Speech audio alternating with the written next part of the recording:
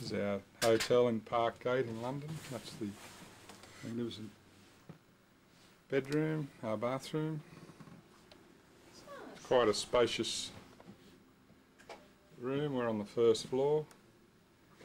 They were just telling us on the weather that it's the coldest spring for 55 years, so that's just our luck. You can see there's plenty of room in here. We just had a continental breakfast, which was quite nice. We had a choice of cereals. You can see it's raining out there now. Choice of cereals with apricots and prunes and croissants and so on. It's quite good. Fruit juices.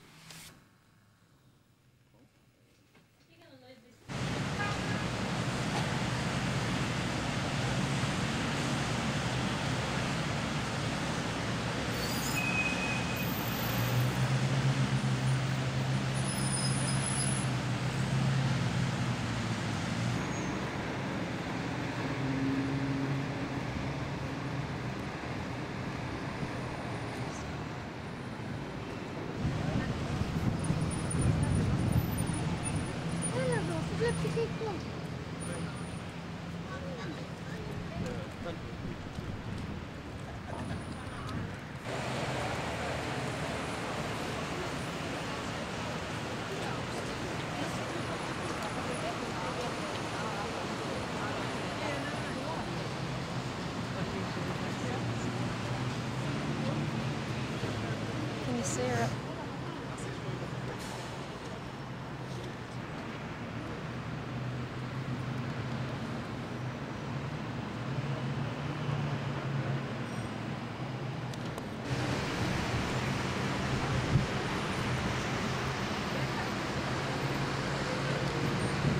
This car just came out of the palace. This is the mall straight opposite Buckingham Palace.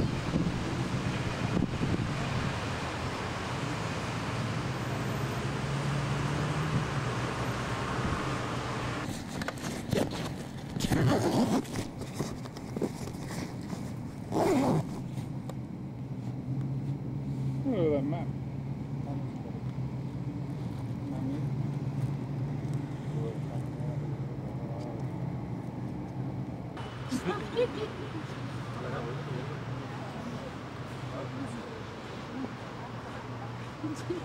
لا مش مغلط.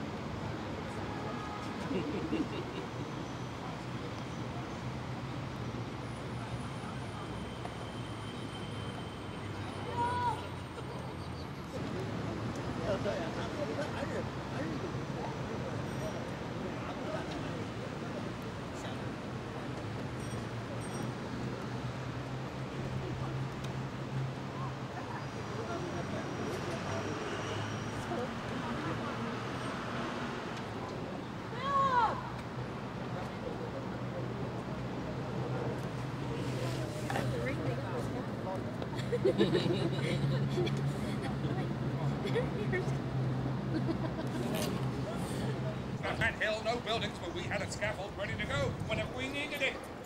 Quick lick of paint the night before, they could rush you up there and your head was off before you could say Jack Robinson. And we still say that today, don't we? Before you can say Jack Robinson, you've heard it? That saying started right here. Jack Robinson was a governor of the Tower. He lived in that house there. He was so good at arranging executions.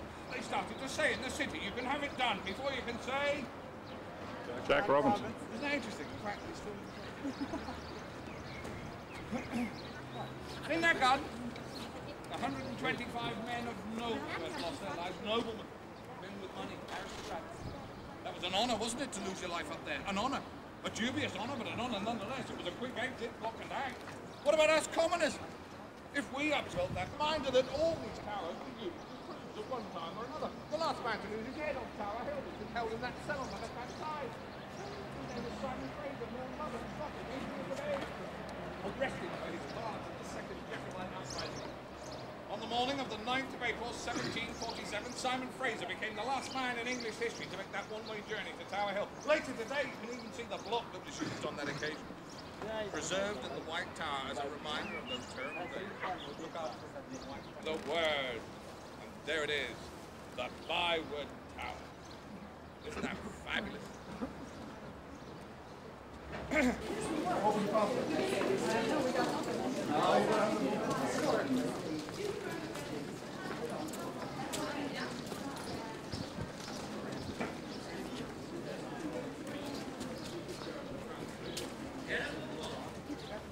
Do come round, ladies and gentlemen. Lynn arrived there. Forward went Henry. He embraced her. He kissed her lightly on both cheeks. My dear Nan, he said, I promise to love and cherish you for the rest of your natural days. They went from here to the royal apartments, and there they spent 2 whole days preparing for this great ceremony. Now imagine the morning of the 31st of May, 1533. I've often wished I could have been standing here that day, for we'd have seen that great procession leave the White Tower. There was Anne Boleyn, led by all the courtiers. They passed down the road here, under the arch behind us. Dressed in white she was. Her raven black hair tumbled down from beneath a coronet of blood-red rubies. A knight in burnished armour rode at each corner of the carriage, carrying a canopy of pure cloth of gold. You can imagine her going on up to the front gate there, the west gate. There she was greeted by the alderman, the mayor, the sheriff of the city of London. Parted the crowd, and they led her down to Westminster Abbey, and there she was crowned Queen of England. 1,000 days, we call her. But on that occasion, sadly for her, she was to arrive at Traitor's Gate, not that little archway. But we'll talk more about that. Thomas More was held here. You've heard of him. Sir Thomas More, Chancellor of England, Speaker of the House of Commons, locked up in that chamber there.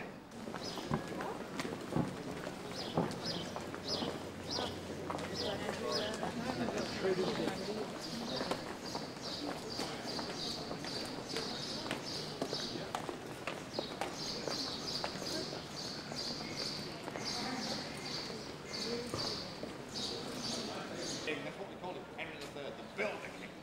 He reigned between 1216 and 1272. He was the son of King John, and we've all heard of King John, haven't we? Sheriff of Nottingham, Robin Hood. That's the period. And we all believe in Robin Hood, I hope. Kevin Costner, yes. They decided to use the river as a highway. And that's what they did. Simply breached the outer defensive wall, allowed the river to tend into this marina. They could then offload anything they required. But once you breach an outer defensive wall, it's weaker. They have to build a defence above it. Look, this is what they did then. Started work here in 1240. After almost a year, no doubt to the faulty foundation, it fell back into the river. Oh, dearie, dearie me, they said. Worse than that, and they decided they'd start work again the following year. Would you believe it did the same thing the following year, 1241? Indeed, it fell down once again. On both occasions, the workmen reported seeing a ghost of Thomas of Becket walking along at the first. We don't know. But she certainly gave him the finest job at the court. She made him master of the royal bedchamber. Now there is a job. The president started to call it the Tower of Blood. There it is today, another reminder of those terrible things that happened in our history. We lost 2 princes in that tower. Edward V, 12 years of age. Richard, Duke of York, his younger brother, were last seen alive in that tower, placed there in 1483 by their uncle, Richard of Gloucester. A man that had promised to look after the 2 nephews, make sure they came to the throne. They disappeared, of that there is no doubt. They were never seen again. Later that year, their uncle, he became Richard III. Now, did he do it? We argue to this day, don't we? You've seen the latest film, The Inca Kelly? Huh. Some say it was Richard, some say it was Henry VII, others say the Duke of Buckingham. It's a whodunit, an Agatha Christie. I don't know the answer. I've read as many books as I can on the subject. I've formed an opinion. That's all we can do. But I hope I've whetted your appetites. You're going to rush away from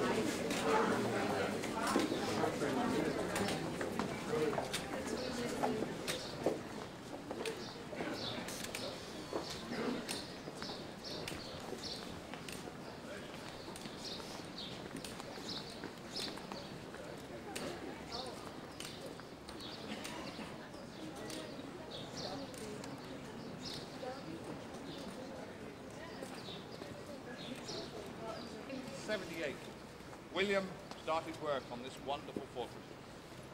Took them 20 years to build. Do you know we know that for a fact? Our records tell us quite clearly on the 15th of August, 1100, the man that raised the taxes to build it, Ranulph Flambard, became its first prisoner. What a wonderful idea! Isn't that where they should all go, people that raise taxes against it? I don't know what you think. I can fill the place. He escaped in 1101, Ranulph Flambard. Not a terrific record in those early days, was it? One prisoner, one escapee. But we improved. We got better. Look at the top of the turrets now, if you can still see them. Just here, look. See the golden crown? Beneath it, the weather vane. That is Her Majesty's coat of arms. A simple reminder that this is still a palace. No longer a royal residence, but this is where our kings and queens lived for well over 500 years.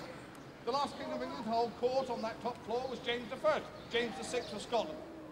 But I'll tell you this, every king and queen of this country, up until Charles II, always made a point of spending the night before their coronation here at the White Tower. That became a tradition, a symbolic gesture. For here they were, showing everyone in the land that they held the strongest fortress in this land. They, only they, were worthy of coronation the next day. They started their reign.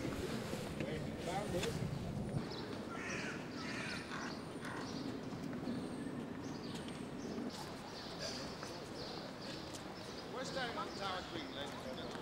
We're inside the chapel. I think it's rightly discussed up there. That's where they're buried. What about when you finish with me on the tour? It's special to see. Look, there's the entrance to the jewel house underneath the black clock, which is right twice a day. I keep looking at it, think it's time for dinner. Anyway, it's a highlight of the tour. The entrance to the White Tower is just here. There's one in there. Remember the last walk and act that we used in this country? Since she returned to await execution. Catherine Howard was kept in that building, Henry's fifth wife. Would you believe Rudolf Hess was held in there? Isn't that incredible after all those years? Rudolf Hess, the last famous prisoner in the Tower of London. He landed in Scotland on the 10th of May, 1941. When they brought him to London for interrogation, they said, yes. Still had that impact. See what's happening here, ladies and gentlemen. We are looking after these buildings. I know it's a nuisance, but we do have to look after them for future generations. It's one of those things. But this one's rather interesting. This is the gentleman jailer's home. It was here that Lady Jane Grey spent 7 months as a prisoner. Here's a queen we haven't yet mentioned. Remember, 3 of them came in at Traitor's Gate. This young woman came in. Thank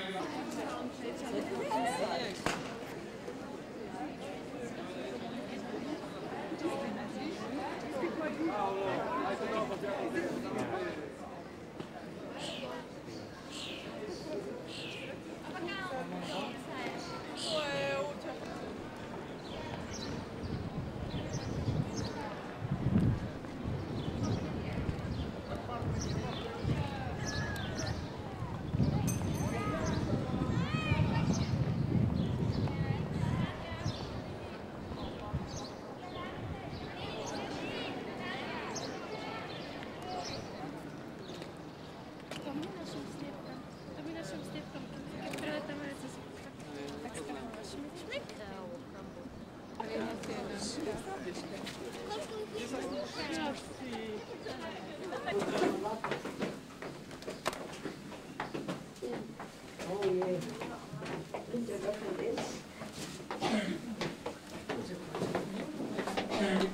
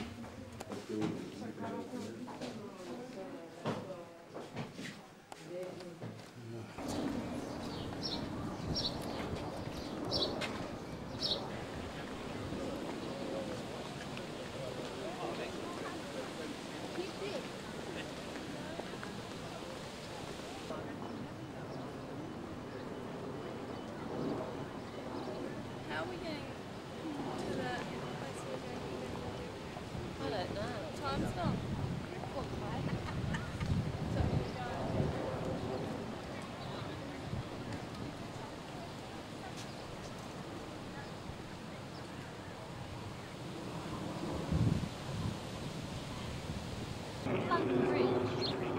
Oh, that's... What's this Tower Bridge or London Bridge? This is Tower Bridge. Where's London? London Bridge was sold. Where there are a whole lot of blocks for that.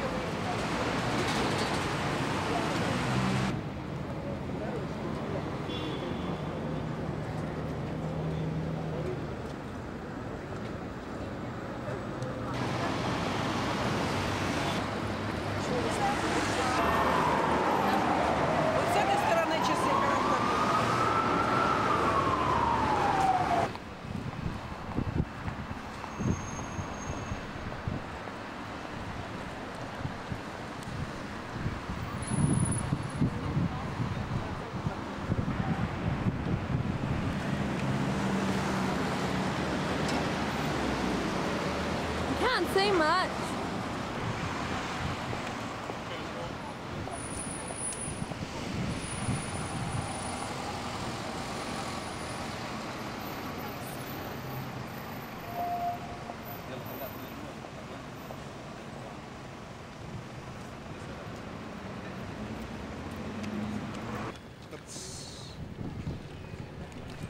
Did you get this one on camera, Dad? What are you laughing at? They just clap their heads. Where's Dad?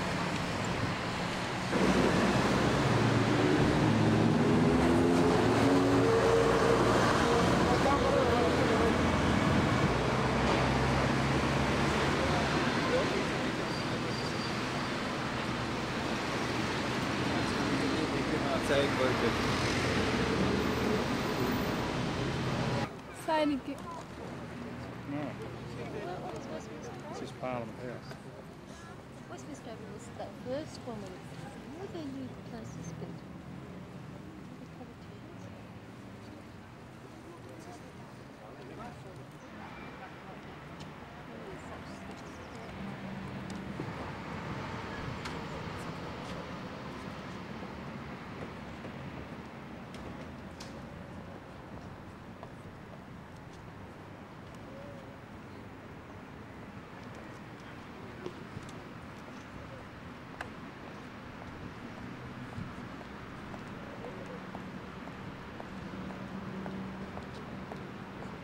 This is Westminster Abbey.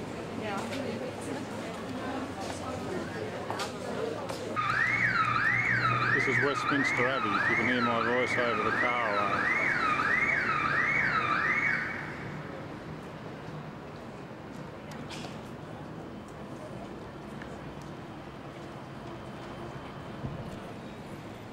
Check those. Where's cars. Harrod? Big Ben in the background there.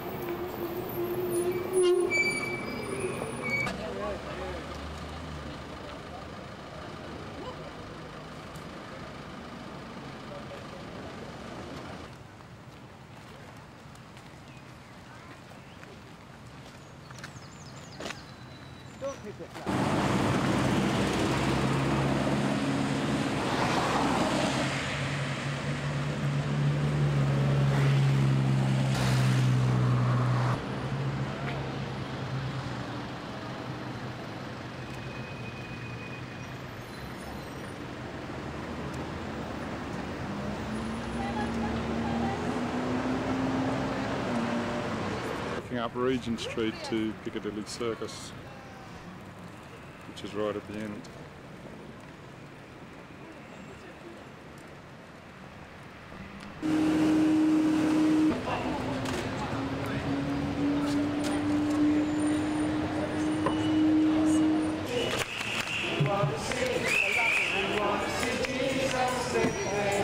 Yes, we do! Step by step.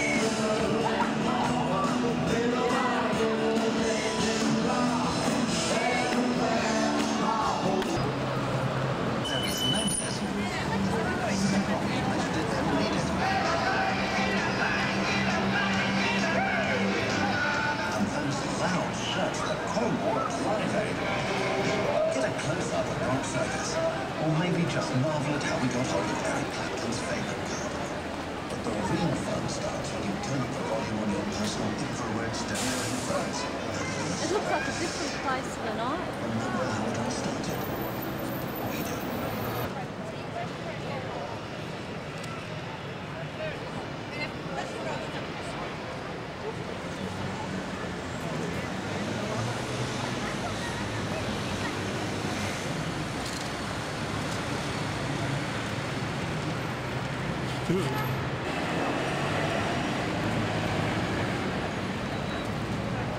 Got this all blocked off for some reason. This is a TVR Chimera. You can see